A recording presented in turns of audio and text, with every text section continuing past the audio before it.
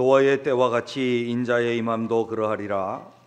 홍수 전에 노아가 방주에 들어가던 날까지 사람들이 먹고 마시고 장가들고 시집가고 있으면서 홍수가 나서 그들을 다 멸하기까지 깨닫지 못하였으니 인자의 임함도 이와 같으리라. 그때에 두 사람이 밭에 있음에 한 사람은 데려가고 한 사람은 버려둠을 당할 것이요, 두 여자가 맷돌질을 하고 있음에 한 사람은 데려가고 한 사람은 버려둠을 당할 것이니라. 그러므로 깨어 있으라. 어느 날에 너희 주가 임할는지 너희가 알지 못함이니라. 너희도 아는 바니 만일 집주인이 도둑이 어느 시각에 올 줄을 알았더라면 깨어 있어 그 집을 뚫지 못하게 하였으리라. 이러므로 너희도 준비하고 있으라. 생각하지 않은 때에 인자가 오리라. 충성되고 지혜 있는 종이 되어 주인에게 그 집 사람들을 맡아 때를 따라 양식을 나눠 줄 자가 누구냐? 주인이 올 때에 그 종이 이렇게 하는 것을 보면 그 종이 복이 있으리로다. 내가 진실로 너희에게 이르노니 주인이 그의 모든 소유를 그에게 맡기리라. 만일 그 악한 종이 마음에 생각하기를 주인이 더디 오리라 하여 동료들을 때리며 술친구들과 더불어 먹고 마시게 되면 생각하지 않은 날 알지 못하는 시각에 그 종의 주인이 이르러 엄히 때리고 외식하는 자가 받는 벌에 처하리니 거기서 슬피 울며 이를 갈리라. 아멘. 마지막 주간입니다. 1년 동안 어떻게 사셨습니까? 주님의 은혜가 우리에게 너무 크기에 이 마지막 주일날 우리는 주님 앞에 감사하고 주를 찬송하죠. 또 한편으로 주의 은혜에, 그 큰 은혜에 비해서 우리가 너무 주님 앞에 모자라기에 회개하고 죄송스럽고 송구한 마음을 갖고 계시지는 않습니까? 이 마지막 주간에 주님이 우리에게 주시는 말씀은 깨어 있으라 라고 하는 명령입니다. 우리가 육신의 잠을 자면 어떤 일이 벌어집니까? 얼마 전에 TV를 보니까 어떤 컨테이너에 불이 났습니다. 근데 할아버지가 혼자 사시는 독거 노인이 사시는 컨테이너였습니다. 거기에 노인 케어 시스템이 연결되어 있어 불이 나니까 소방서로 안전관리 시스템으로 연결이 된 것 같습니다. 소방관들이 와서 불을 먼저 끄고 있습니다. 불을 끄면서 소방관 한 분이 유리창으로 안을 들여다보니까 그 안에 할아버지가 주무시고 계시는 겁니다. 문을 막 두드리면서 깨워서 구출하는 것이 뉴스에 나오더라고요. 잠을 깊이 주무시고 계셨기 때문에 자기가 살고 있는 집에 불이 붙었는데 인식하지 못한 거죠. 우리가 육신의 잠을 깊이 들면 주위에서 무슨 일이 일어나도 우리는 전혀 인식하지 못합니다. 뿐만 아니라 잠이 설들면 혼돈스럽고 우리의 인식이 혼란스러워질 수도 있습니다.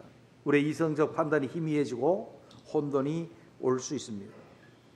저의 이야기입니다. 어떤 때 꿈을 꿨습니다. 어떤 꿈을 꿨는가 하면 평상시에 저랑 실제적인 면에 있어서 아주 저와 관계가 좋은 분이 계셨는데 꿈에 나타났습니다. 꿈에 나타나서 저를 얼마나 괴롭히고 억울하게 하든지 누명을 씌우고 막 못된 소리를 하고 제가 너무 억울해갖고 막 속이 막 뒤집어지는 상태로 깼습니다. 일어나고 나니까 가슴이 막 두근두근했어요. 그리고 막 그 사람 그럴 수 없어 라고 생각을 했는데 그날 깨고 나가지고 그 사람을 만났습니다. 그 사람을 만났는데 그 사람은 평상시처럼 저를 잘 대해 주었습니다. 그런데 저는요, 그 사람 바라보면서 뭔가 서먹서먹한 게 사투리로 뻘쭘한 거예요. 제가 느낌이. 그러면서 그 사람에 대해서 뭐 이상하게 거리가 나는 것 같아요. 왜 그런가 하면 잠을 설자고 뭔가 잠이 들어가고 이성적 판단이 내게 혼돈을 일으킨 거예요. 그분은 정말 저에게 그 뒤로도 좋은 분이었거든요. 육신의 잠을 자면 상황을 제대로 인식하지 못하거나 어떤 경우에는 자다가 봉창 두드리는 소리를 하기도 하고 혼란을 가져오기도 합니다. 영적으로 잠이 들면 어떤 일이 벌어질까요? 육적으로는 할 일 다 합니다. 근데 하나님에 대해서 전혀 하나님을 의식하지 않고 인식하지 못합니다. 때로는 하나님을 인식하되 인식의 혼돈을 불러일으킵니다. 대표적인 시대의 사람들, 인식하지 못했던 사람들이 누굽니까? 오늘 본문에 보면 노아 시대의 사람입니다. 하나님께서 노아에게 나타나셔서 하나님께서 내가 인간 지었음을 한탄하노라 말씀하셨고 그들의 날은 120년이 되리라. 120년만 있으면 내가 물로 그들을 심판하게 될 것이다. 영적으로 깨어있던 노아는 하나님의 그 말씀에 하나님을 인식하였고 하나님의 심판을 인식하였기 때문에 방주를 만듭니다. 영적인 잠자고 있었던 노아 시대 때의 사람들, 깨어있지 못했던 노아 시대의 사람들은 먹고 마시고 장가가고 시집갔습니다. 일상적인 생활을 했다는 말입니다. 먹고 마시고 시집가고 장가드는 것이 죄라는 말이 아닙니다. 그들은 노아도 먹고 마시고 시집가고 장가가고 그 아들들도 그랬습니다. 그런데 문제는 무엇입니까? 깨어있어서 하나님을 인식하고 하나님의 뜻에 정확하게 혼돈을 일으키지 아니하고 대처하고 있는가, 아니면 전혀 하나님을 인식하지 못하고 홍수가 나던 그날까지, 심판이 임하고 멸망의 날이 임하던 그때까지 아무 생각 없이 살았느냐 그런 것이죠. 노아 시대 때 사람들 잠자고 있었습니다. 그것을 대표적으로 말씀해주고 계시고 있습니다. 그리고 주님이 우리에게 말씀합니다. 인자의 임함도 그럴 것이다. 그렇기 때문에 너희는 깨어 있으라. 할렐루야. 잠자지 말라는 말 아닙니다. 한국에 있었던 어떤 이단들이 주님 오시는 날 대비해서 잠자지 말라고 무슨 365일을 철회시켰다고 그러죠. 성경을 제대로 모르는 거예요. 영적인 잠들지 말라는 거예요. 깨어 있으라. 우리는 오늘 2019년도 마지막 주일입니다. 벌써 한 해 시작했던 게 어제 같은데 벌써 마지막 주간이 됐습니다. 오늘 아침에 식탁에서 우리 식구들과 함께 말씀을 나누었습니다. 시편 90편을 나누었는데 하나님은 창조전에도 계셨고 시간을 주관하시는 하나님에 대해서 말씀을 하면서 우리 인생이 아침에 피어나서 꽃 피다가 저녁이 되면 말라버리는 꽃과 같다. 그렇게 말합니다. 우리 인간이 꽃을 보면 특별히 그 건조했던 광야의 꽃들은 아침에 이슬을 맞고 얼른 피어서 열매를 맺고 저녁에 죽습니다. 그래야 씨앗을 퍼뜨릴 수 있습니다. 그것을 바라보면서 얼마나 짧은 인생이 아니고 꽃생입니까? 꽃생. 볼 때 야, 저건 하루아침에 피었다가 져버리는구나. 영혼을 주장하시는 하나님 관점에서 우리 인생을 보면 인생이 70이요 강건하면 80이라도 날아가니 신속히 가니 날아갑니다. 화살이 날아가는 것처럼 빨리 날아가고 그것은 한밤의 경전과 같은 인생일 수밖에 없는 우리들입니다. 한 해 마지막을 지나면서 1년 어제 같은데 후딱 지나갔잖아요. 우리 연세 드신 어른들 90년이 어제 같은데 후딱 지나지 않았습니까? 우리는 이 땅을 살아가면서 주님께서 말씀하고 계십니다. 깨어있으라. 인자가 언제 올지 모른다. 우주적인 종말이 우리에게 닥쳐서 주님이 언제 오실지 모르기 때문에 우리는 깨어있어야 되고, 우리가 주님 앞에 언제 갈지 모르기 때문에, 아니요, 가는 날이 정해져 있다 할지라도, 좀 남았다 할지라도 주님은 우리에게 명령하십니다. 깨어있으라. 잠들지 말고 깨어있으라. 영적으로 잠들지 말고 깨어있으라고 한 이 말씀을 이 2019년 마지막 주일에 우리의 말씀으로 받을 수 있는 저와 여러분이 되시기를 주의 이름으로 축원합니다. 깨어있어야 합니다. 영적으로 깨어있다는 것은 그럼 어떤 의미를 가지고 있을까? 영적으로 깨어있는 사람들의 어떤 모습을 주님은 요구하고 계실까요?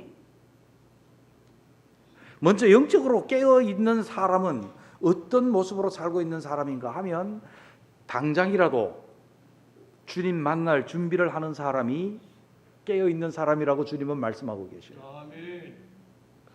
44절에 있는 말씀을 봅니다. 이러므로 너희도 준비하고 있으라. 생각지 않은 때에 인자가 오리라. 아멘. 43절 전에 뭐라고 말씀합니까?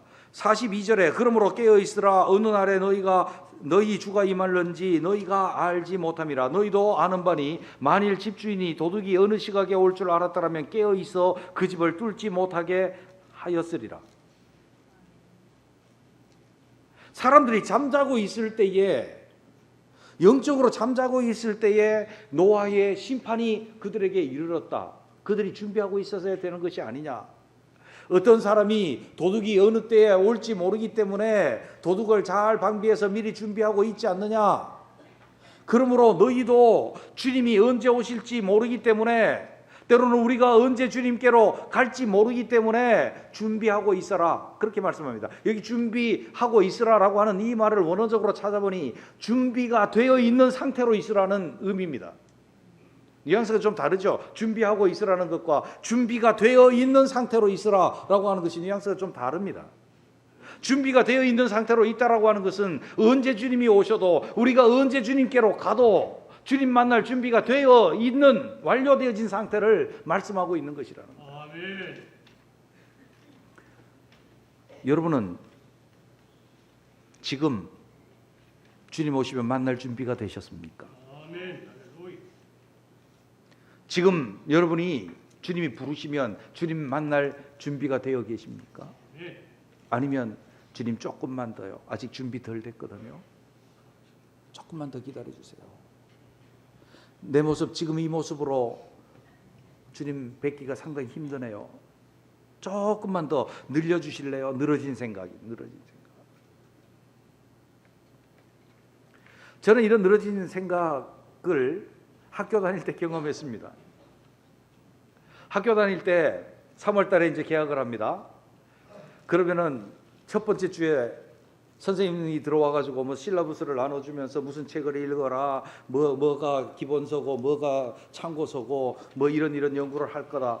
첫 시간에 와서 책 장사를 이제 열심히 하시고, 두 번째 주 되면 첫 번째 강의를 하면서 그 강의의 개요를 말씀하시고 그러고 나간다고요. 3시간짜리인데 1시간만 하고 가셔요.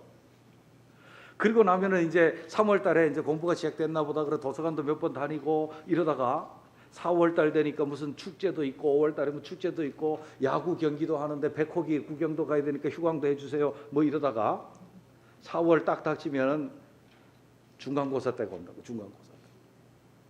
준비 하나도 안 하고 있다. 중간고사 때 오면 리포트 밀려갖고 그 리포트 밤새도록 쓰고 시험도 봐야 되니까 그냥 초치기로 그냥 해갖고 가니까 성적이 잘 안 나와요.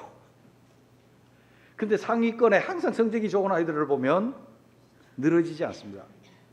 항상 언제 시험 봐도 자기 배운 거는 항상 답할 수 있을 만큼 준비하고 또 준비해. 그 항상 상위권의 사람들이.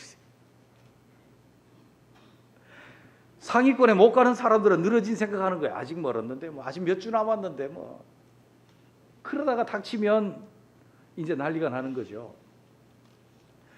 우리가 주님 만나야 되는데 아직 시간이 멀었네요. 조금 더 있어가 주님 내가 죽을 날도 아마 생각해 보니까 평균적으로 남자들 85세 살면은 아직도 한 20년도 더 남았는데 늘어지죠. 늘어집니다. 또 늘어지고 또 늘어집니다. 주님 2000년 전에 오신다 그러고 아직도 안 왔는데 1000년쯤 더 있다가 오시는 것 하니까 또 늘어지는 거죠.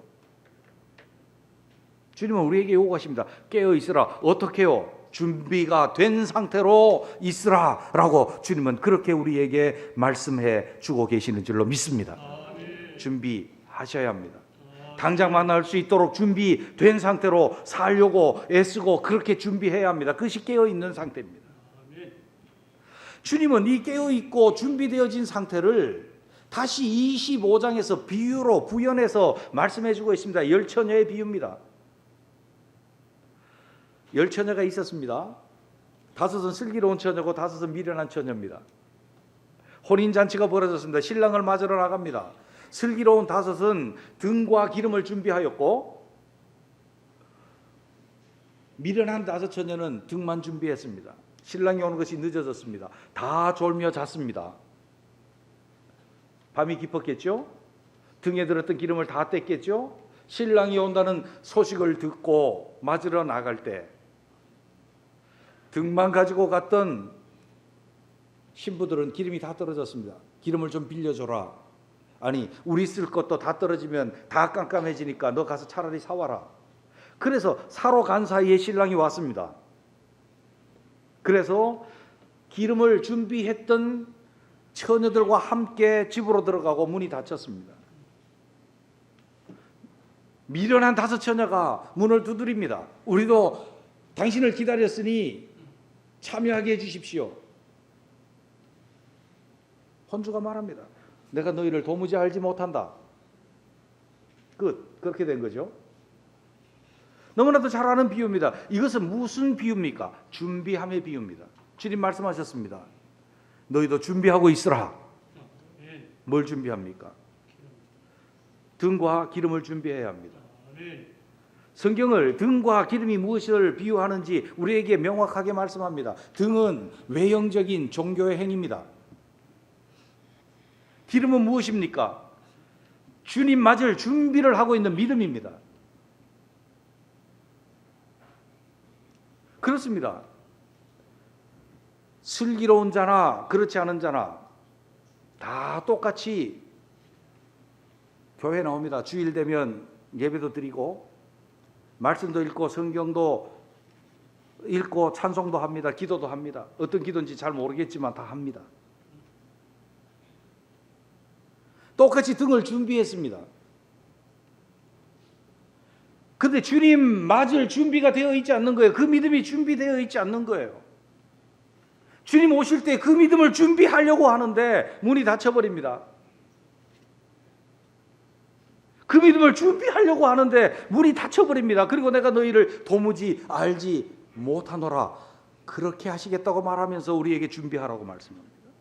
그 준비는 기름을 준비해서 언제든지 주님이 오신더라도 그것으로 내가 주님을 맞을 수 있는 모양을 기름이 준비된 상태라고 말씀하고 있는 것입니다. 우리 자신을 한번 돌아보십시오. 우리 똑같이 신앙생활 합니다. 주일 되면 교회 옵니다. 예배 드립니다. 주님의 일 합니다.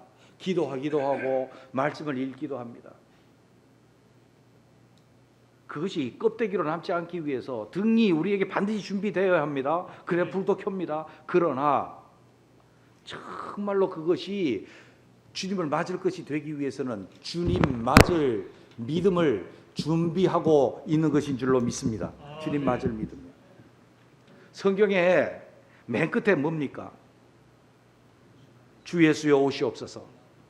주 예수여 오시옵소서. 성경의 결론인데 우리의 믿음의 결론은 등만 갖고 있지는 않은지요. 하늘을 지나가면서 우리는 우리 자신들을 점검해 보아야 합니다. 주님 지금 오시면 내가 맞을 수 있을까? 여기 말하는 이 목사는 완벽해서 이런 말씀을 드릴까요? 아니요, 우리 같이 당장이라도 주님 오실 때 그 주님을 만날 믿음을 준비할 수 있는 우리가 되시기를 주님의 이름으로 축원합니다. 말씀 생활도 좀 나중에, 지금 당장은요 제가 바쁜 일이 좀 있거든요. 나중에 기도도 지금은 좀 그렇고요. 좀 안정되면 기도도 그때 내가 열심히 할게요.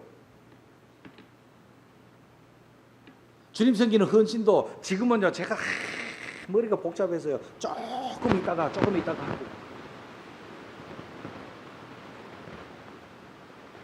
내가 일상 그리스도의 나라를 이루면서 내가 하나님의 나라 백성으로 살기 위해서 집중하는 것도 지금은요 제가 돈 벌고 애들 키워야 되고 복잡해요. 나중에 할게요. 늘리고 또 늘어나고 당장 준비되어진 삶이 아니라는 것을 우리가 알아요. 한번 따라해 보세요. 나중에 따라해 보시라니까요. 나중에 할게요. 그러면 안 된다 그 말입니다. 나중에 할게 그러면 안 돼. 당장 준비하고 완벽하지 않더라도 맞을 준비를 하는 우리를 주님이 깨어 있다고 기뻐 맞아 주실 줄로 믿습니다. 두 번째로 보면 깨어 있는 사람은 누군가 하면 당장이라도 주님 만날 준비를 하는 사람이요. 당장이라도 주님 만날 준비를 하는 사람은 어떤 모습으로 살고 있습니까? 충성스럽고 지혜로운 종이다. 그렇게 말씀합니다. 45절에 있는 말씀을 보십시오. 충성되고 지혜 있는 종이 되어 주인에게 그 집 사람들을 맡아 때를 따라 양식을 나눠줄 자가 누구냐? 주인이 올 때 그 종이 이렇게 하는 것을 보면 그 종이 복이 있으리로다. 할렐루야. 아멘. 주님 만날 준비하고 있는 사람은 충성되고 지혜 있는 사람입니다. 충성되고 지혜 있는 사람을 어떻게 표현하는가 하면 때를 따라서 그 집을 맡아서 그 종들에게 양식을 나눠줄 자라고 말합니다. 배경은 이렇습니다. 집 주인이 종 중에 하나를 불렀습니다. 그래서 이 종에게 다른 종들과 집안의 일들을 맡깁니다. 청지기로 세워서 종들을 맡깁니다. 그리고 잠시 떠나가 있습니다. 종에게 맡겼습니다. 근데 착하고 충성된 종은 때를 따라서 자기 동료였던 다른 종들에게 양식을 나눠줍니다. 양식을 나눠준다라고 하는 것은 대표적인 것입니다. 잘 그 집 사람들과 그 집을 관리하고 있음을 말합니다. 오늘날 법률에는 그런 게 있더라고요. 선량한 관리자로서의 의무, 그걸 다 하고 있는 거죠. 맡겨주었으니까. 맡겨준 주인의 신뢰에 반하지 아니하도록 신실하게 그 업무를 감당하고 있는 것입니다. 원래 주인이 나에게 이 일을 왜 맡겼을지 주인의 의도를 제대로 알아서 그 일이 어렵고 힘들더라도 그 일을 책임지려고 하는 거예요. 때를 따라서 양식을 나눠주고, 때를 따라서 그 사람들을 관리하고, 때를 따라서 그 사람들을 관리함으로 주인이 원래 원하던 뜻에 부합하도록 하려고 하는 사람이에요. 이 사람이 충성되고 지혜로운 사람이라는 거예요. 그런데 반대의 사람이 나옵니다. 악한 종이 나옵니다. 어떻게 합니까? 그 동료들을 때리며, 동료들 누굽니까? 전에는 똑같이 주인의 종이었던, 주인의 권위하에서 종이었는데 주인이 권한을 위임해주고 그 집 사람들, 그 종들을 잘 관리하고 그들을 세워가라고 권한을 줬더니 주인이 없으니까 어떻게 해요? 이제는 내가 대장이다. 너 나랑 맞먹지 말고 자기 권한으로, 자기 권위로 때리고 압제하는 거죠. 그리고 술 친구들과 더불어 먹고 마시고 허랑방탕합니다. 주인이 그 집을 맡겨두고 간 의도와 전혀 관계없습니다. 주인이 그 집을 그 종에게, 청지기에게 맡겼다라고 한다면 자기 동료였던 그 종들, 그 집안 식구들을 잘 돌보고 그 집이 안정되게 유지되도록 하고 주인의 뜻에 맞도록 세워져 가도록 그 일을 해야 합니다. 그런데 그는 그렇지 아니하고 자기가 권력을 잡았다라고 그 동료들, 같이 종되었던 자들을 때리고 그가 술 친구들과 더불어 먹고 마시며 주인의 것으로 허랑방탕하고 있습니다. 주인의 신뢰에 어긋난 것입니다. 충성스럽지 않은 것입니다. 우리는 잘 알고 있습니다. 충성이라고 하는 것은 주님의 뜻에, 원래 주님의 뜻을 알아서 내게 어려움과 고난이 있다 할지라도, 어떤 어려운 일이 있다 할지라도 어찌하였든지 그 주인 맡겨주신 분의 그 뜻을 이루기 위해서 최선을 다하는 것이 충성이다. 그런데 이 종은, 충성스럽지 못한 종은 왜 그렇게 했을까요? 50절 51절에 있는 말씀 보면 생각지 않은 날 알지 못하는 시각에 그 종의 주인이 이르러 엄히 때리고 외식하는 자가 받는 벌에 처하리니 거기서 슬피 울며 이를 갈리라. 무슨 말씀입니까? 이 악한 종, 충성스럽지 못한 종이 주인에게 벌을 받아요. 엄히 얻어맞아요. 이유가 어디 있는가 하면 외식하는 자의 벌이래요. 외식이 뭡니까? 연극입니다. 연극. 겉으로는 주인의 뜻을 따르는 것처럼, 겉으로는 주인이 시키는 대로 하는 것처럼 하면서 실제로는 뭘 하고 있었습니까? 자기 권력을 즐기고 있었습니다. 동료들을 때렸습니다. 자기의 육신의 욕심을 채우면서 유흥에 빠져 있었습니다. 술 친구들과 더불어 먹고 마시고 있었습니다. 주인의 뜻과 전혀 관계없습니다. 겉으로는 주인의 뜻을 행하는 것처럼 보이면서 안으로는 자기의 뜻을 세우고 있는 거죠. 이게 외식입니다. 우리가 깨어 있어서 주님 맞을 준비, 당장이라도 주님 맞을 준비를 하고 있다는 것은 주의 뜻이 내 속에 총기 여김을 받고, 어떻게 내가 연약하다 할지라도 어려움이 있다 할지라도 그 주의 뜻을 행하려고 애쓰는, 최선을 다하는 그 모습이 충성스러운 모습이요, 그 충성을 다하는 모습이 가장 지혜로운 삶의 모습이라는 겁니다. 그렇게 준비되어 가고 그렇게 준비되어 있는 저와 여러분이 되시기를 주의 이름으로 축원합니다. 이것을 25장에서는 달란트 비유로 우리에게 부연 설명을 해주고 계세요. 5달란트, 2달란트, 1달란트 받았습니다. 5달란트 받은 사람이 주인이 가고 나서 어떻게 했습니까? 곧 가서 장사하여 5달란트를 곧 가서, 어떻게 그렇게 곧 가서 장사했을까요? 주인의 뜻이 무엇인지, 주인이 나에게 5달란트라고 하는 그 어마어마한 돈을 맡겨준 그 신뢰에 어긋나지 않도록 주인의 뜻을 알고, 이것이 실패할 가능성도 있지만 주인의 뜻이 그것이니까 내가 어찌하든지 이루려고 한 그 사람이에요. 칭찬이 뭡니까? 착하고 충성된 종아. 2달란트도 똑같습니다. 1달란트 받은 사람은 땅에다 갖다 묻었습니다. 주인의 뜻이 뭔지 몰랐습니다. 당신은 굳은 사람이라 이거 손해나면 큰일 날 것 같아서 땅에 묻었다가 도로 가지고 왔습니다. 주인이 말합니다. 네가 내 뜻을 모르는구나. 내가 그럴 것 같으면 취리하는 자들 가서 돈 빌려주고 이자와 원금을 한꺼번에 받을 것이 네한테 맡겼겠느냐? 악하고 게으른 종아, 있는 것까지 빼앗길 것이다. 주인의 뜻을 제대로 알고 그 주의 뜻을 행하려고 하는 것이 충성인 줄로 믿습니다. 이 충성을 다하고 주의 뜻이 나를 향하신, 나를 주의 사람으로 부르신 주의 뜻, 내 가정을 세우신 주의 뜻, 내 교회를 세우시는 주의 뜻, 나에게 직분을 맡기시고 은사를 주시고 나를 갖다가 사용하시는 그 주님의 원래 뜻, 그것을 알고 어찌하였든지 간에 그 주님의 뜻에, 주님의 그 신뢰에 어긋나지 않도록 최선을 다하려고 하는 충성된 자가 준비되어 있는 자인 줄로 믿습니다. 진정한 지혜, 주님 만날 준비는 충성된 자. 그렇다고 한다면 충성된 삶은 어디에서 나올까요? 주님 때문에 다른 사람과 관계에 성숙을 가져오는 사람이 충성된 사람이 됩니다. 좀 말이 좀 어렵지만 다시 한번 보겠습니다. 49절에 있는 말씀을 보시죠.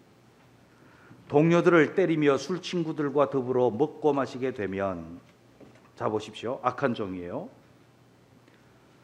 충성된 종 어떻습니까? 때를 따라 그 식구들에게 양식을 나눠주며, 그냥 일인 것처럼 보이지만 일이 아니라 다른 사람을 대하는 관계적 태도입니다. 충성된 종은 주인의 집 사람들을 대하는데 저 사람들의 필요가 무엇일까? 때를 따라서 양식을 나눠주고 그들의 필요를 채우고 그들을 세워가는 사람이에요. 악한 종은 주님과 관계없이 때려버립니다. 때려버려요. 관계적 태도가 때리는 거예요. 폭력으로서 제압하는 거예요.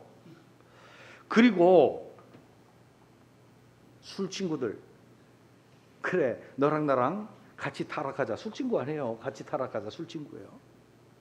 관계적 성숙이 아니라 관계적 타락, 관계적 무너짐, 관계적 미성숙, 관계적 파괴가 그 속에 일어나는 거죠. 주님이 우리에게 원하시는 진정한 뜻이 무엇입니까?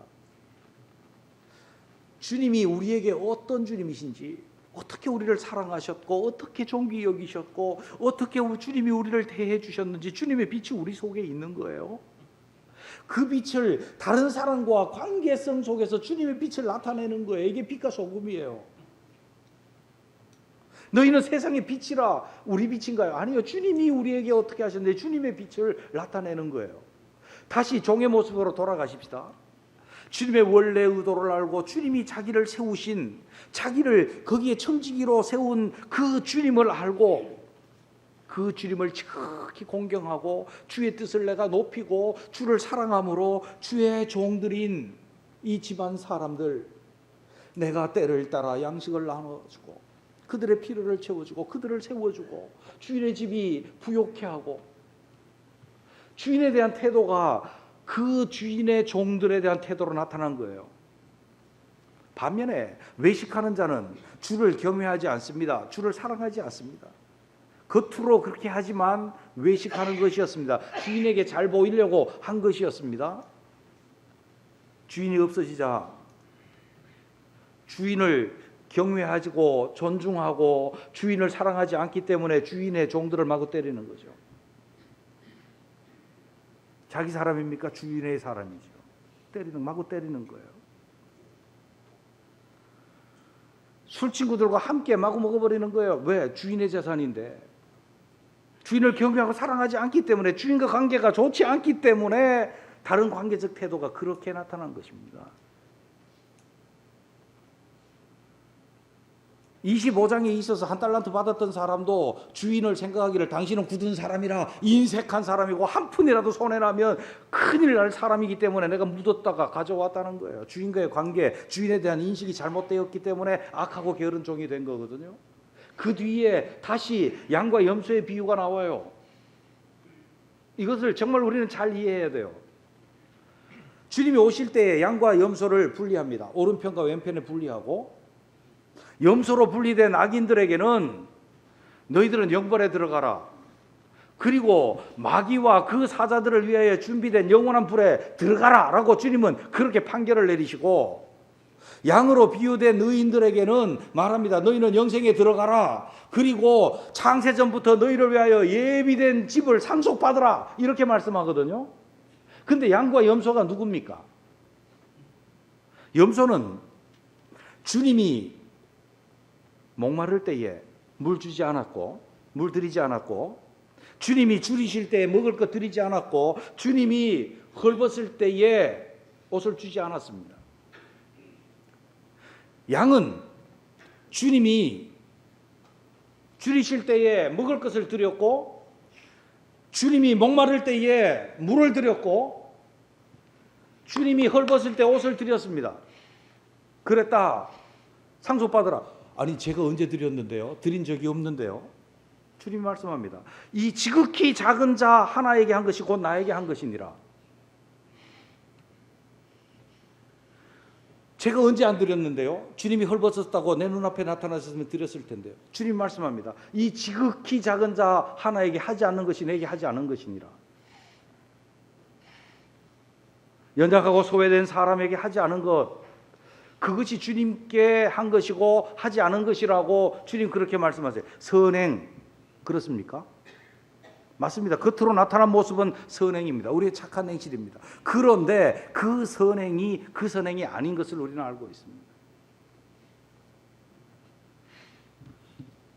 마태복음 10장에 보면 주님이 제자들을 훈련을 내보내시면서 말씀하시고 보고를 받고 그 말씀을 하시죠. 마태복음 10장 40절에서 42절에 있는 말씀 보면 너희를 영접하는 자는 나를 영접하는 것이요 나를 영접하는 자는 나 보내신 이를 영접하는 것이니라. 선지자의 이름으로 선지자를 영접하는 자는 선지자의 상을 받을 것이요 의인의 이름으로 의인을 영접하는 자는 의인의 상을 받을 것이요 또 누구든지 제자의 이름으로 이 작은 자 중 하나에게 냉수 한 그릇이라도 주는 자는 내가 진실로 너희에게 이르노니 그 사람이 결단코 상을 잃지 아니하리라 하시니라. 아멘. 이 작은 자에게, 지극히 작은 자에게 뭘 줬어요? 냉수 한 그릇 줬어요. 먹을 것 줬어요. 입을 것 줬어요. 이게 주님의 한 거예요. 주님께 대해서 한 거예요. 그런데 뭐가 단서가 붙어 있습니까? 주님의 제자의 이름으로. 내가 주를 따르는 자. 주를 따르는 자는 어떤 사람입니까? 주님의 빛을 내 속에 품고 주님을 지극히 공경하고 사랑함으로 그 사랑을 내가 받아들임으로 그 주님의 빛을 다른 사람에게 나타내는 자입니다. 내 이름으로 선행하고 내 공로로 선행하는 자가 아니라 제자의 이름으로 주를 나타내면서 주님과 관계 때문에 다른 사람에게 한 그 사람이 결단코 상을 잃지 아니하리라. 그 상이 무엇입니까? 영생에 들어가라. 창세전부터 너희를 위하여 예비되어진 나라를 상속받아라. 할렐루야.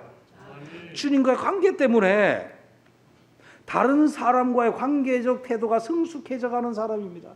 주님의 사랑 때문에 다른 사람을 사랑하는 사람입니다. 주님이 우리를 사랑한 것 같이 그 빛 속에서 다른 사람을 사랑할 수 있는 사람입니다.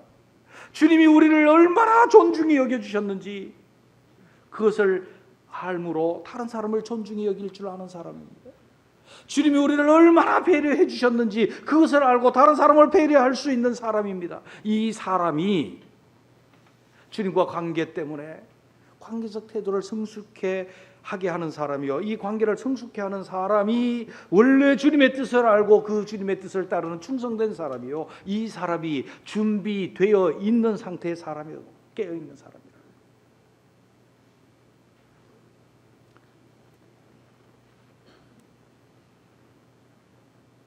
지금은 아니고요, 나중에 제가 돈 많이 벌어갖고 교회에다 헌금도 크게 하고요, 예배당도 짓고요, 그렇게 할 거예요. 지금은 아니고요. 다른 사람에게 있어서는 와, 저 사람이 예배당 짓기 위해서 헌금 많이 하기 위해서 전력 투구하는구나, 좋은 믿음의 사람이라 그럴지 몰라도 성경대로 하나님의 말씀대로 사는 우리 교회에서는 준비 안 된 사람입니다. 깨어있지 못한 사람입니다.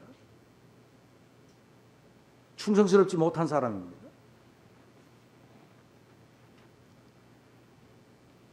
한 해의 연말입니다. 스스로 주님 앞에 저나 여러분이나 돌이켜봤으면 좋겠습니다. 한 해 한 해가 흘러갑니다. 잠깐 흘러가는 것 같습니다. 곧 우리는 주님 앞에 갈 것입니다. 아니면 주님이 우리에게 오실 것입니다. 중요한 것은 우리가 얼마나 이 땅에 더 있는 것이 아니라 깨어 있느냐 그렇지 못하느냐가 우리의 관건이라고 한다면, 이 마지막 시간 깨어 있어서 주님 만날 준비가 되어 있고 충성스럽고 주님 때문에 관계적 태도가 성숙해진 우리가 되시기를 주님의 이름으로 축원합니다. 기도드리겠습니다. 아버지,